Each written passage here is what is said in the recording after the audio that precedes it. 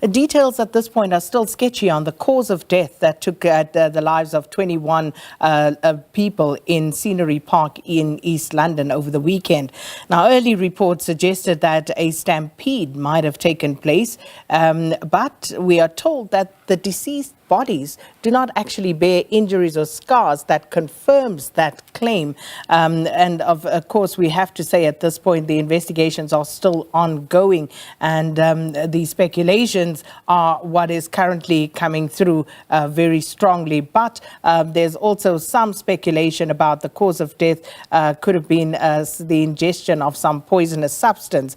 Now, the head of Human Rights Commission in the Eastern Cape, Dr. Eileen says that the commission is concerned about whether safeguards in the implementation of the bylaws were in place and whether the event was regulated, safe and monitored for communities to attend. And Dr. Eileen Carter joins us now, and she is the head of the South African Human Rights Commission in the Eastern Cape. Dr. Carter, thanks for your time and welcome to Morning Live. Morning, Sakina, and morning to your viewers. Dr. Carter, you visited the scene yesterday. Can you just share with us what you found? Well, first of all, it is our utmost condolences to the families who have lost the loved ones, who have lost their children in this absolute tragedy that has befallen the province and the nation. We felt it prudent to go and express our condolences on the ground. And when we did arrive there, we found that the teams were very much still in the process of assessing the crime scene and engaging with the communities. So what we found there was a facility that is very tightly situated in a community that is clearly reeling from activities that should be properly regulated in this regard. And speaking of that regulation, you also said that it didn't seem that there was much oversight done in places such as this. And the questions now become about the responsibility to actually play those oversight roles. Is it parents, neighborhood communities, the liquor board, the police? Let's talk about that in terms of the enforcement of regulations. Well, I think, Sakina, this is a multifaceted issue, and a community is reeling from what has happened and what I think at this stage has been a failure in respect of oversight and reporting. So from the Human Rights Commission side, and as part of our monitoring and oversight mandate, we are going to engage and we are going to start requesting information from the local authorities to inform on what measures and safeguards were in fact in place. Now, this is in respect of anything relating to the municipal bylaws. What are the specific municipal bylaws in respect of this community? Were they followed? And what is the oversight mechanism applied to see whether these regulations and bylaws are in fact being flouted by the local community? Number two would be the liquor board to see what the terms and conditions were for the issuing of this license and whether that has in fact been adhered to. We've already seen the statements that have been made by the liquor board that the mere fact that it appears that alcohol was sold to minors would be enough reasons to revoke the license of the tavern owner. Not only that, Sakina, but local law enforcement. From information that we received on the ground, this was a highly congested event and it was advertised. Now, from our view is what were the local law enforcement doing to safeguard the needs and the safety of the local community, and to the automatic extent to the children who were obviously there. So the questions that we're going to pose is going to be multifaceted. We're going to engage with the Buffalo City municipality. We're going to engage with the provincial South African Police Commissioner, and we're going to make sure that we also engage with the councillors on the ground. One of the aspects from the members of the community that they highlighted to us was to say that they reported the fact that they are concerned about the proximity of this tavern in the local community. However, they did not know where to escalate this to. So it does show a lack of oversight and a lack of monitoring regarding the implementation of what should be laws that safeguard the rights of the community, but the larger constituency, the specific rights of the children. Dr. Carter, and you're absolutely correct in all the questions you are raising. And let me just state that and park it, because I want to further problematize this issue.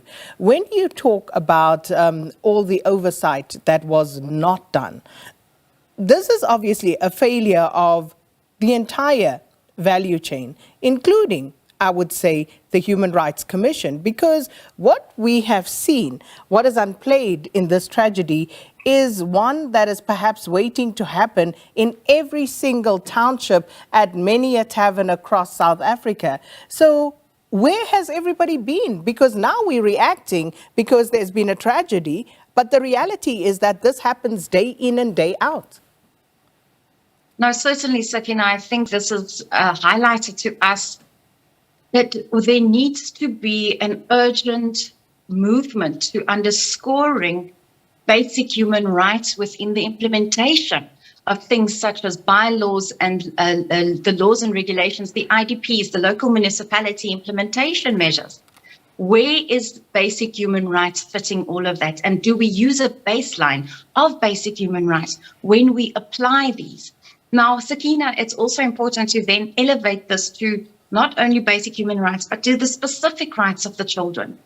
We are very specific in our constitution that Section 28 says that the best interests of the child should be paramount in all matters concerning the children.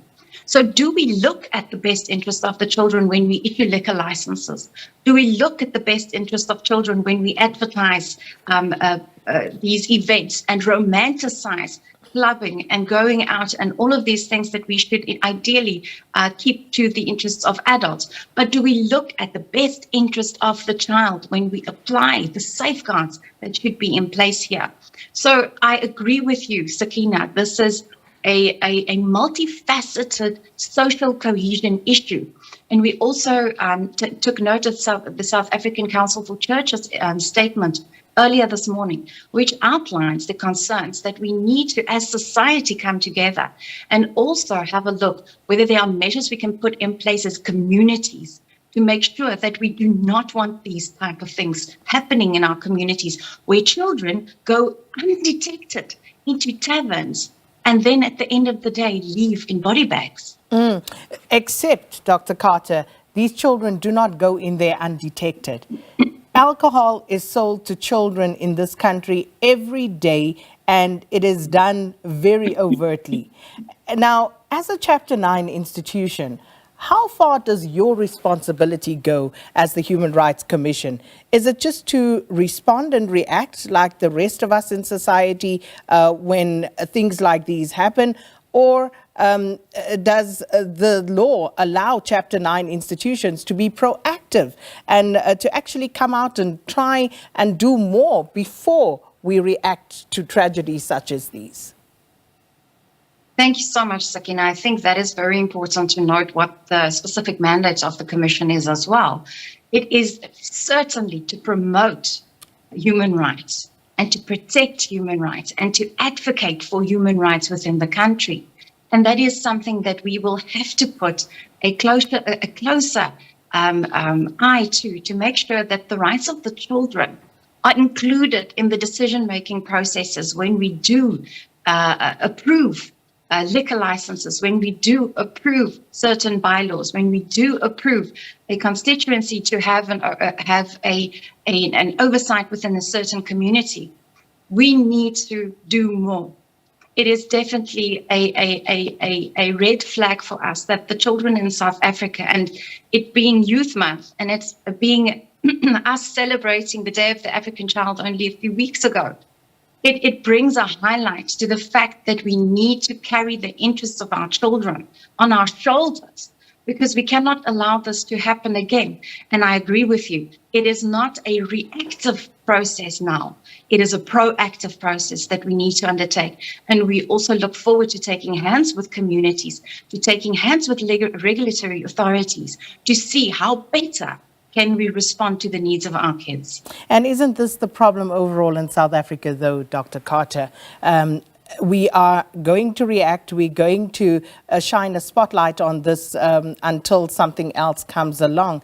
Because, if we look at the Human Rights Commission, and here, all I'm trying to simply say is that we have all failed the children of this country, including the Human Rights Commission. Because can you tell me, as we are speaking right now, Dr. Carter, that the Human Rights Commission has actually gone and objected to the establishment or the continued running of taverns anywhere in South Africa? Have you lodged, as the Human Rights Commission, any sort of objections of that nature in terms of protecting children and children's rights?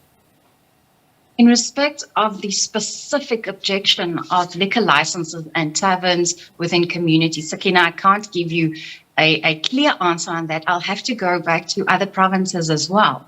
But what we can do is to state that we have the authority to request government bodies on a yearly basis to report on the observance of human rights.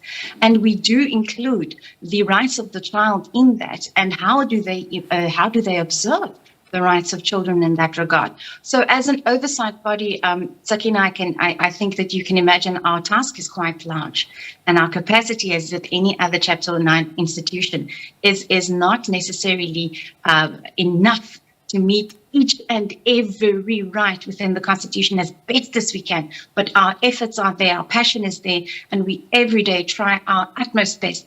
But to just refer back to the fact that the best interest of the child principle says that the interest of the children should remain paramount in matters that affect the children. Surely it places us in a position to speak up for the children, let the children participate in decision making as well. And it brings a highlight to these issues, specifically highlighting the abuse, substance abuse, liquor abuse, and the operation of taverns in local communities. I agree with you, Sakina. I think we have failed as a nation. Thanks so much for your time this morning. Head of Human Rights Commission in the Eastern Cape, Dr. Eileen Carter, commenting on the tragedy that happened over the weekend at a tavern in East London, where 21 young people lost their lives.